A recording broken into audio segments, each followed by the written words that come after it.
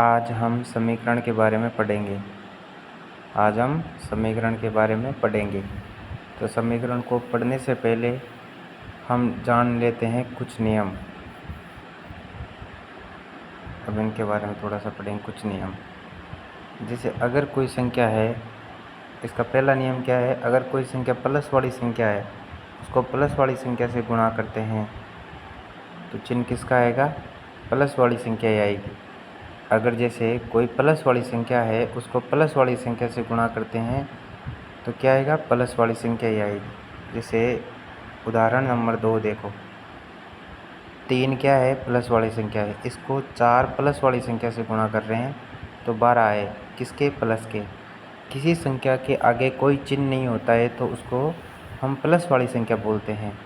जैसे 3 गुणा 4, इसका मतलब यह है कि प्लस वाली 3 संख्या को गुणा कर रहे हैं प्लस वाली 4 संख्या से, तो कितना आएगा? प्लस के 12 आएंगे। अच्छा, दूसरा नियम क्या है? दूसरा नियम यह है कि माइनस वाली संख्या को माइनस वाली संख्या से गुणा करते हैं तो प्लस का चिन्ह आता है। अच्छा, तो इसका उदाहरण देखते हैं। जैसे कोई माइनस की एक संख्या ले लेते हैं, माइनस का 3 है। कोई माइनस की एक संख्या ले लेते हैं, माइनस के 3 है। इसको गुणा कर रहे हैं माइनस के 4 से, तो क्या आएगा? प्लस के 12 आएंगे। तो ये 12 के आगे मैंने कोई चिन्ह नहीं लगाया, इसका मतलब किसकी संख्या है? प्लस की संख्या है। समझ में आई? अगर कोई भी प्लस वाली संख्या को प्लस वाली संख्या से गुणा करते हैं तो चिन्ह किसका आएगा? प्लस का। अच्छा जी, और कोई भी माइनस वाली संख्या को माइनस वाली संख्या से गुणा करते हैं, केवल गुणा, तो चिन्ह किसका आएगा? प्लस का। आ गई यहाँ तक समझ में? चलो, बहुत बढ़िया। अब देखते हैं तीसरा नियम क्या है। अगर कोई प्लस वाली संख्या को माइनस वाली संख्या से गुणा करते हैं, अगर कोई प्लस वाली संख्या को माइनस वाली संख्या से गुणा करते हैं तो चिन्ह किसका आएगा?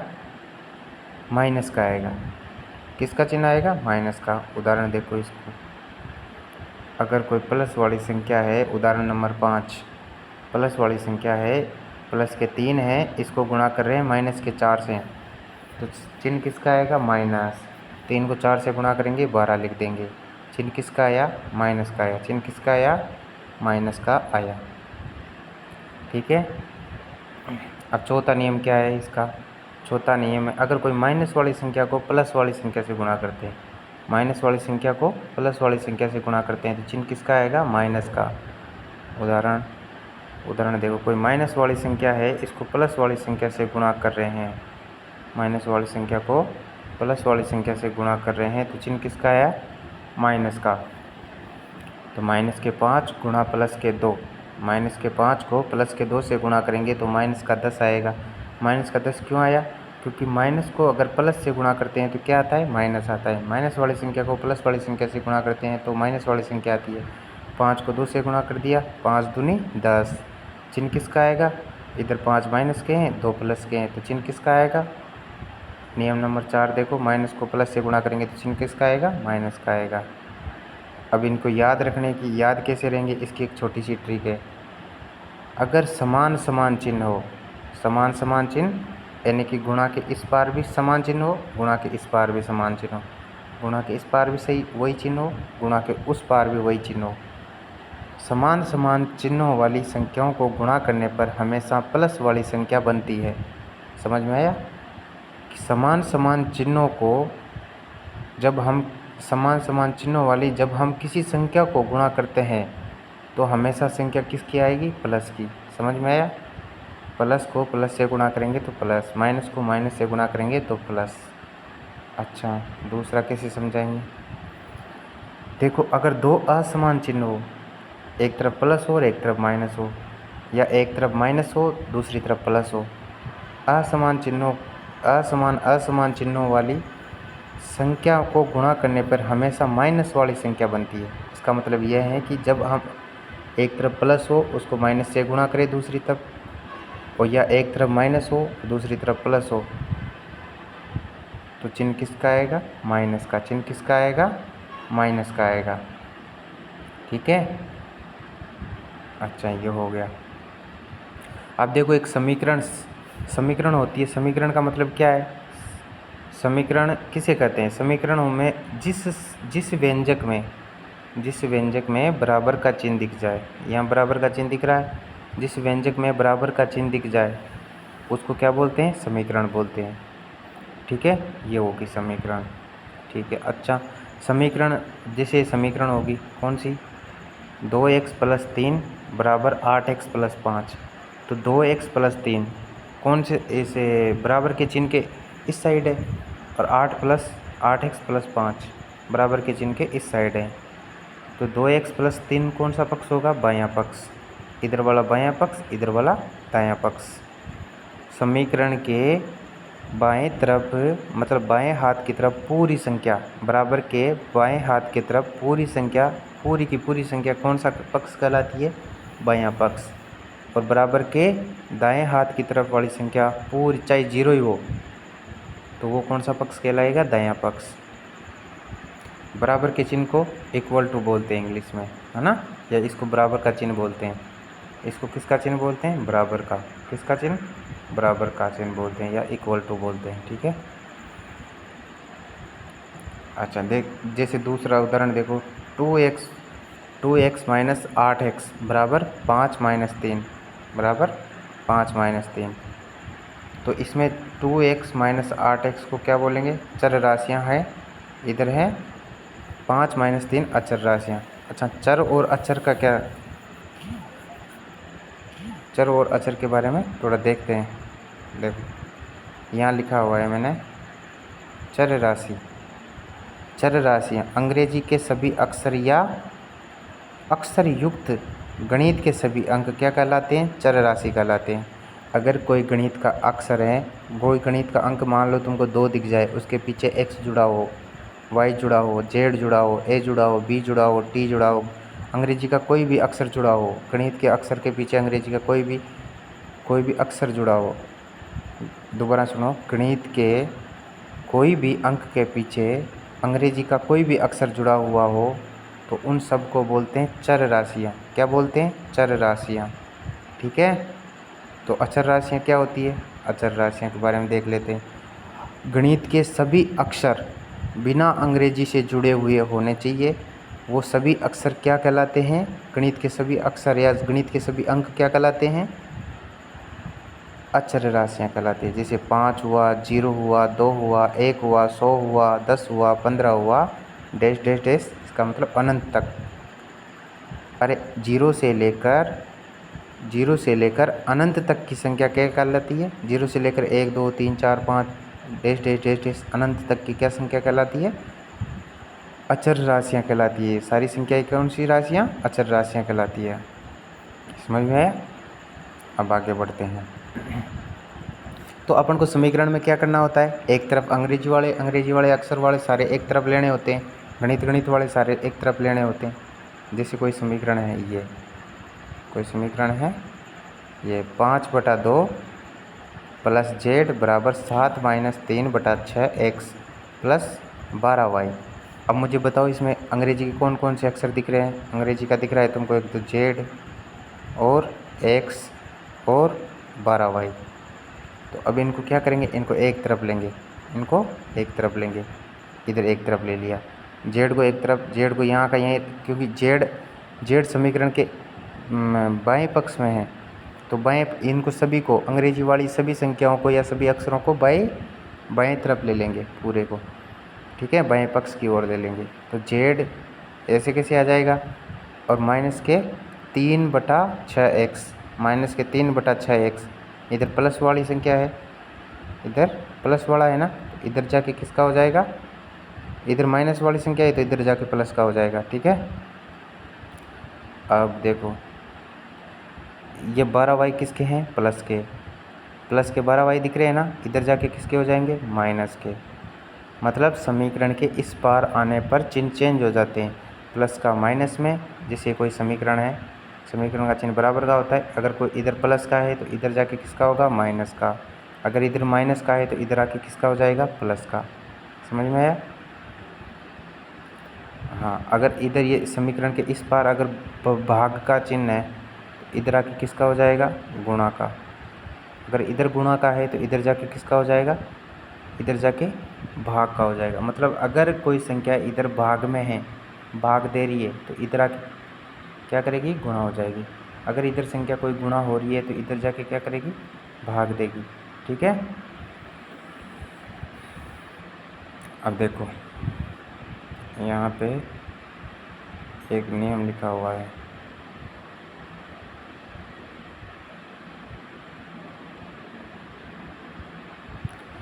समीकरण में पक्षांतरण का नियम।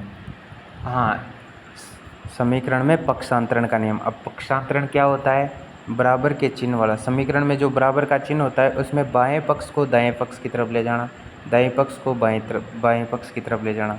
पूरे के पूरे चिन्ह चेंज हो जाते हैं। जब हम पक्षांतरण करने का मतलब ये होता है कि पक्ष समीकरण के जैसे बाएं पक्ष में कोई संख्या प्लस वाली है, माइनस वाली है ना, कोई गणित वाली है, कोई अचर राशि है, कोई चर राशि है, तो उसको किधर ले जाएंगे।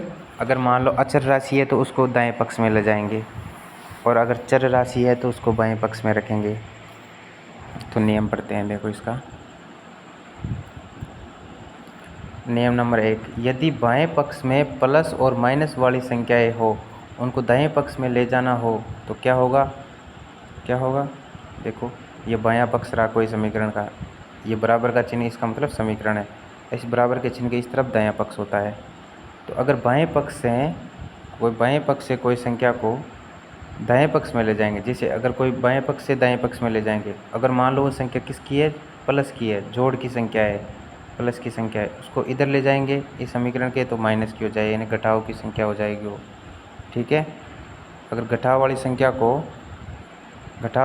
को इधर लाएंगे तो किसकी हो जाएगी, जोड़ की हो जाएगी। मतलब प्लस का उधर जाने पर माइनस, माइनस का उधर जाने पर, इधर आने पर प्लस हो जाता है। समझ में आया। देख लो ये इसका उदाहरण यहाँ पे लिखा हुआ है।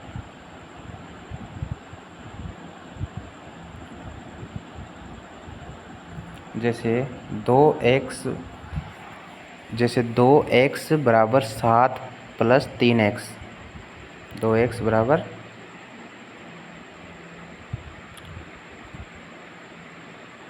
एक सेकंड रुको, देखो थोड़ी चलाने में दिक्कत आ रही है। अब सही है, अब सही दिख रहा है।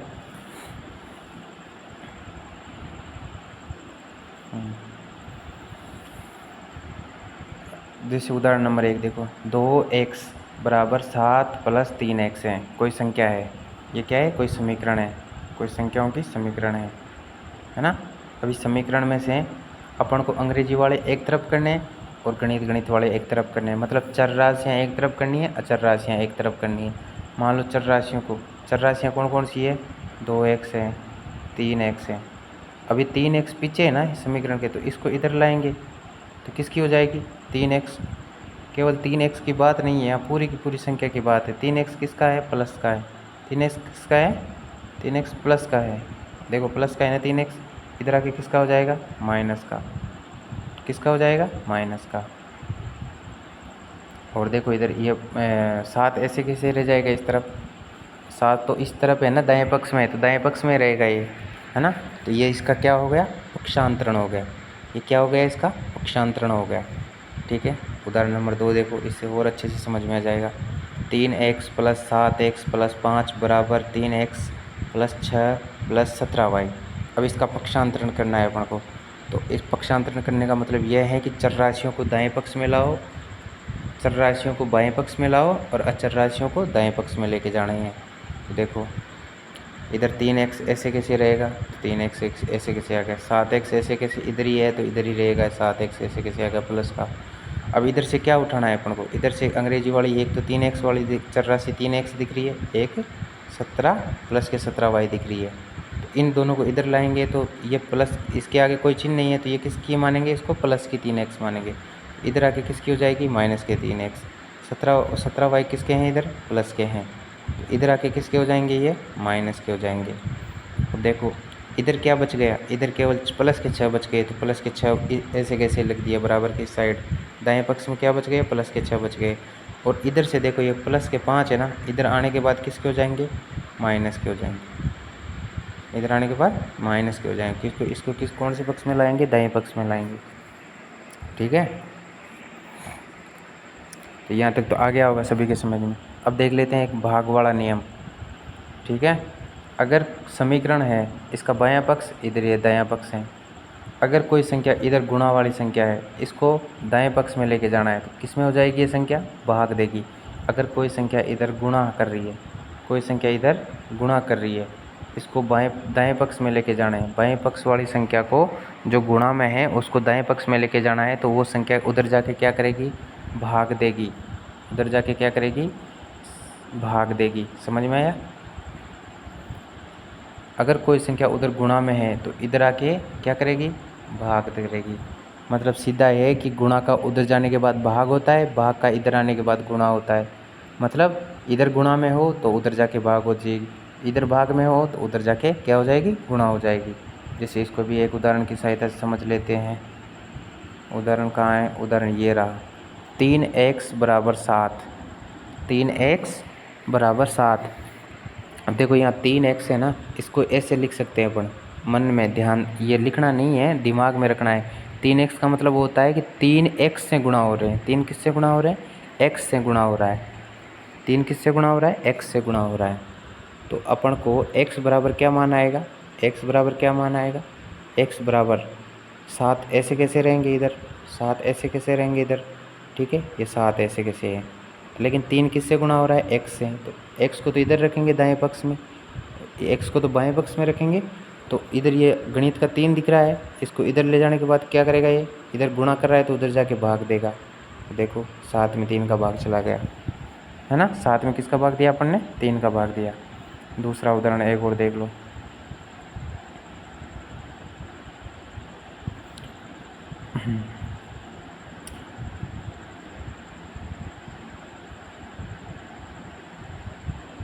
पाँच एक्स बटा 4, 5x भाग 4 बराबर 3।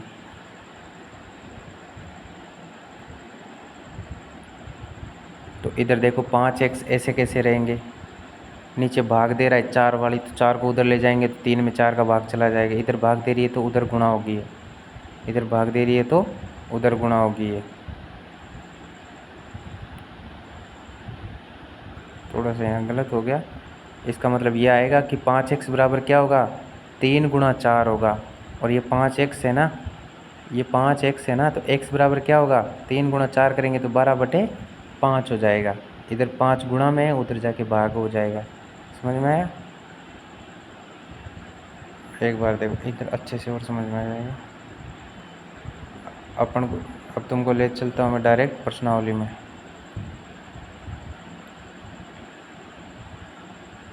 ये तो वही आ गए, समान समान चिन्हों को जब गुणा करते हैं तो क्या आता है, असमान चिन्हों को गुणा करते हैं जब क्या आता है। ठीक है, अब सीधे चलते हैं प्रश्नावली में।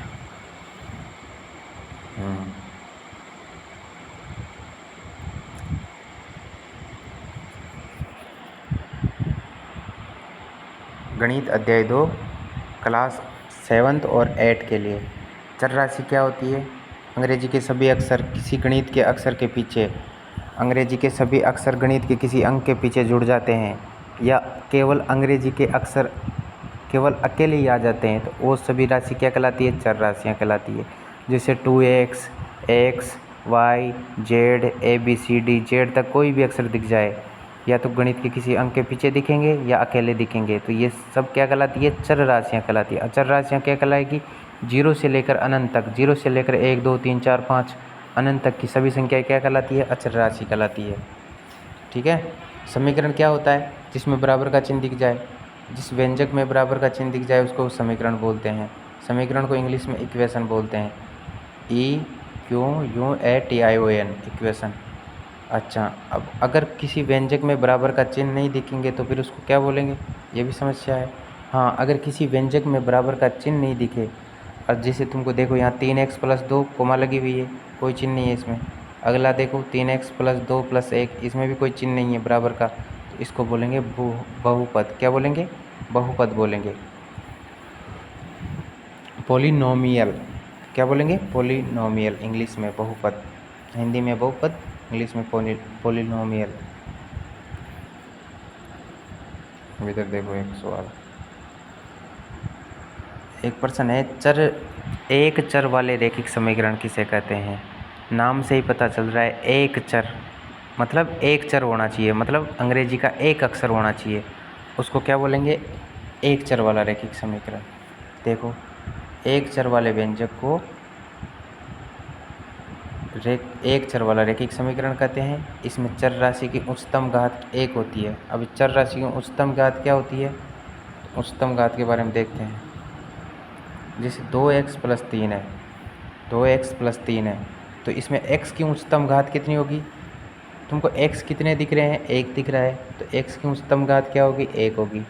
दूसरा देखो 3y + 2, 3y + 2, तो इसमें y की उच्चतम घात कितनी होगी? अरे कितने y दिख रहे हैं? एक दिख रहा है, तो इसमें y की उच्चतम घात कितनी होगी? एक होगी। ठीक है। दूसरा देखो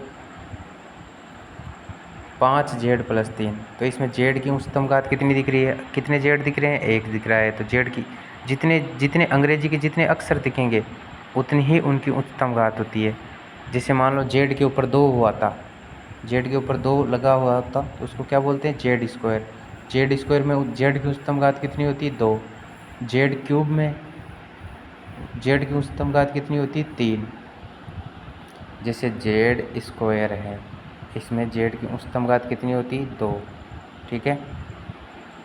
अगर z³ हो, क्यूब का मतलब 3, तो इसमें z की उच्चतम घात कितनी होगी? 3 होगी। ठीक है। तो जितने अंग्रेजी के अक्षर दिख जाए उतने ही उनकी उच्चतम घात होती है। ठीक है। एक सवाल देखते हैं, 5x + 7/2 बराबर 3x बराबर 3/2x - 14 है, को हल कीजिए और अपने उत्तर की जांच कीजिए। ठीक है। इस समीकरण को हल करना है और अपने उत्तर की जांच करनी है। तो इस समीकरण को ऐसे कैसे लिख देंगे? यहाँ पहले तो क्या लिख देंगे? 5x की जगह 5x का 5x, 7/2 बराबर 3/2x - 14, इसको नंबर दे देंगे समीकरण नंबर 1, जो मैंने ये दे रखा है यहाँ पे। ठीक है। समीकरण नंबर 1 क्या लिख देंगे? समीकरण नंबर 1 लिख देंगे ऐसे कैसे। अब क्या करना है? अब अपन को इसका करना है पक्षांतरण। क्या करना है? पक्षांतरण करना है। पक्षांतरण का मतलब क्या होता है कि चर राशियों को बाईं ओर ले जाना है, अचर राशियों को दाईं ओर लाना है। ठीक है। अब जब इनको पक्षांतरण करता है तो पक्षांतरण करने पर चिन्ह चेंज हो जाते हैं ना, तो इनके चिन्ह भी चेंज होंगे। प्लस वाला है तो उधर जाके माइनस का, अगर इधर प्लस का है उधर जाके माइनस का, इधर माइनस का है तो उधर जाके प्लस का, इधर गुणा में है तो उधर जाके भाग में, इधर भाग में है तो उधर जाके गुणा में। अब देखो 5x को ऐसे कैसे लिख दिया मैंने? 5x को ऐसे कैसे लिख दिया? अब देखो 7/2 है ना, यहाँ ये अचर रहे तो इसको उधर भेजेंगे, क्या लाएंगे इधर से? इधर देखो 3x, 3/2x है, ये चर राशि है, तो इसको इधर लाएंगे तो माइनस, ये प्लस की है ना, इसके आगे कुछ चिन्ह नहीं है, तो प्लस की है तो इधर आके किस में हो जाएगी? माइनस में हो जाएगी। माइनस में हो गई, बराबर का बराबर लगा दिया, क्योंकि अब कोई चर राशि नहीं बची, तो चिन्ह बराबर का ऐसे के समीकरण का ऐसे कैसे चिन्ह लगा दिया। अब इधर क्या बचे हुए हैं? पहले से ही -14 बचे, -14 ऐसे कैसे लिख दिए। इधर से क्या आएगा? 7/2 आएगा, इधर प्लस के हैं तो इधर जाके किस में हो जाएगा? माइनस में हो जाएगा। यहाँ तक आ गया समझ में सभी को? आगे बढ़ते हैं। अब देखो 5x - 3/2x बराबर 14, -14 है। अब इसको हल करेंगे अपन, तो इधर क्या दिख रहा है तुमको? नीचे 2 दिख रहा है, इधर क्या दिख रहा है? 2 दिख रहा है। इसके 5 के नीचे कुछ नहीं है, 5 के नीचे कुछ नहीं है, 5 के नीचे कुछ नहीं है, 5 के नीचे क्या लिख देंगे? 1 लिख देंगे। 1 मान सकते हैं ना? मान लिया 1। तो अब मैंने तुमको एलसीएम लेना बताया था ना, लघुत्तम लेना बताया था, तो इसका लघुत्तम लेते हैं। कैसे लेंगे? एक लाइन बना देनी, जो ये लाइन खींच दी। 5 के नीचे कुछ नहीं है तो 1 माना है। अब इन दोनों संख्याओं को गुणा करेंगे, 1 को 2 से गुणा करेंगे तो यहाँ लिख देंगे, कितना आ जाएगा? 2 ही आ जाएगा। 2 एकम 2 नीचे आ जाएगा। अब तिरछा गुणा करेंगे, इस 5x को 2 से गुणा करेंगे, 5 दूनी 10, 10 के पीछे क्या आ जाएगा x, ऐसे कैसे 10 के पीछे x आ जाएगा। अब क्या करेंगे, अब चिन्ह ऐसे कैसे, अब चिन्ह किसका था ये, माइनस का, तो यहाँ क्या लगा देंगे, माइनस का चिन्ह लगा देंगे, ठीक है। अब क्या करेंगे, इधर वाला तिरछा गुणा करेंगे, ऊपर क्या है 3 है, ऊपर क्या है 3x है, ऊपर क्या है 3x है, इसको नीचे वाले 1 से गुणा करेंगे तो क्या आ जाएगा 3x आ जाएगा। इसको ऐसे कैसे लिख दिया, नीचे 2 ही था। अब देखो इधर x वाली संख्या है ना, तो 10x में से 3x जाएंगे तो कितने बचेंगे, 10x माइनस 3x कितने बचेंगे, 7x बचेंगे। लेकिन अभी लिखना नहीं है, इसको यहाँ पे देखते हैं, इधर क्या हो जाएगा, इधर के माइनस के 14 है, माइनस के 7/2 है, इनका एलसीएम लेंगे, 14 के नीचे कुछ नहीं है तो 1 मान लेंगे, है ना। अब इनका तिरछा गुणा करेंगे, 2 को 1 से गुणा करेंगे, पहले लाइन खींचेंगे, 2 को 1 से गुणा करेंगे तो यहाँ 2 लिख देंगे, नीचे लिख दिया 2। अब क्या करेंगे, अब तिरछा गुणा करेंगे, -14 को 2 से गुणा करेंगे, तो मैंने बोला था कि माइनस वाली संख्या को प्लस वाली संख्या से गुणा करेंगे। ऊपर किसके हैं 14, माइनस के, नीचे किसके हैं 2, नीचे किसके हैं माइनस के हैं। अब ये माइनस का चिन्ह लगाया हुआ है, इसका मतलब ये नहीं कि 2 माइनस के हैं, गुणा में केवल माइनस का चिन्ह किसके आगे लगा है, 14 के आगे लगा है।